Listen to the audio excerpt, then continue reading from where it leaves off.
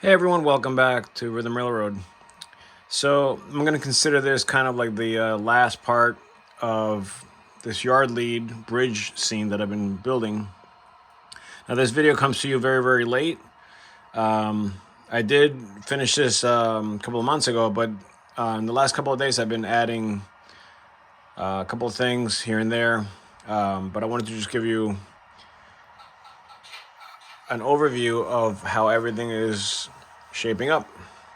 So as you can see, the water effects are now pretty much complete. I added a lot of the GAC 500 over here, and the way I made it look like this with the ripples is that I had to do, a little bit of babysitting while I applied it. If you just apply it and work it with the brush and then let it go, it doesn't work well because what happens is it just settles.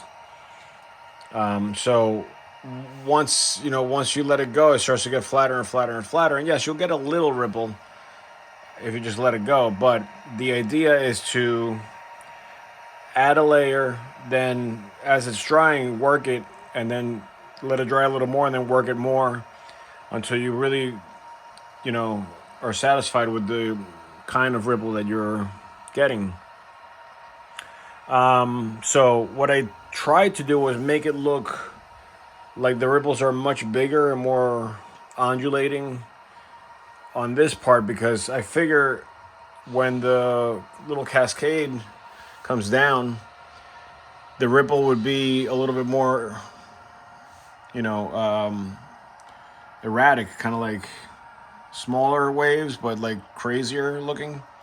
So I did that also by working, the brush a little tighter and a little harder there. I try to make everything a little closer looking. And so, it looks like the water splashing into this, and then it eventually slows down a little bit and becomes more like that with the flow of the river. So I'm really happy with the way that looks. The video doesn't really do it justice, and I'm trying to do this in 4K so you really get to see the details. But here in person, it's just so much better. Really enjoying taking pictures here because you get like the little cascades in the back, and you get like, especially from this angle here, it's really nice to get the train moving through as you see the waterfalls.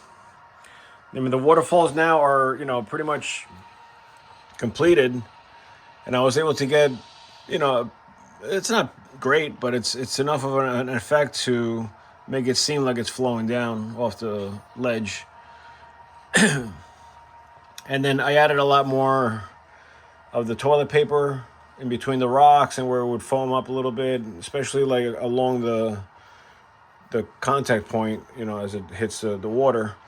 And I might go back and touch it up a little more. I actually forgot about this here, but I'm not too worried about it.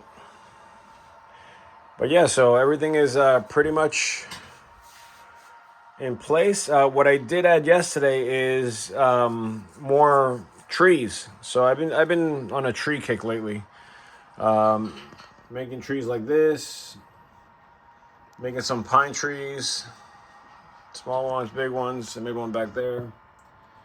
I'm getting better at them as I go. Pine trees I'm still not loving. These trees I'm liking a lot more. But different techniques. Obviously, from what you can see it's like the boomer diorama approach with. I use wire, but I don't use the straight up wire. I use the wire that's wrapped in this. It's almost like brown paper type stuff.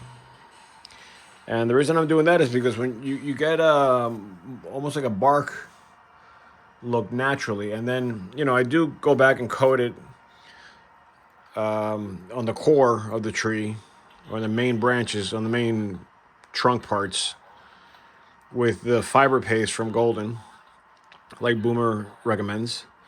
And now I've been adding roots to the bottom. Obviously, they're not done at all. I gotta still what I do is I shape them, and then I add the paste on top, and then once it hardens, I spray paint the whole entire tree with it, with the camouflage brown, and then you end up, with kind of a color like this.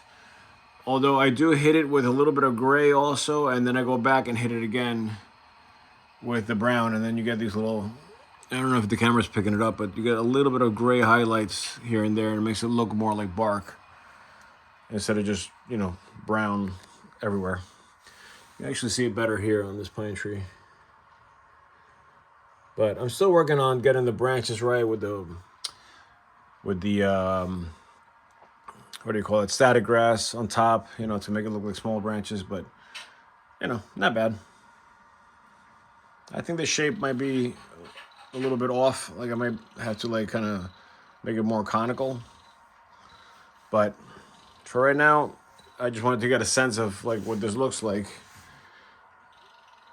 And I've been losing, little by little, losing my fear of making large trees, because I've been looking around, my area, and there are large trees. I don't know why in model railroading we get used to these small trees and we think that that's all it is all the time. But there's some very large trees out there, much larger than locomotives. So locomotive is about that high. So this would be a decent sized tree for this area anyway. But anyways, so here's where we are. The only thing I am not happy with overall is this line here. And that happened out for obvious reasons. That was the connection point. So what I might do is go back and add some more of this ripple stuff right here, just to kind of blend it in more, and this way you don't see that hard line going across. But to be honest with you, when you take a picture, it's usually from here. I'm not taking pictures like this necessarily, and it disappears even from the side here a little bit. So I think if I go back and do a little bit of that, it'll be just fine.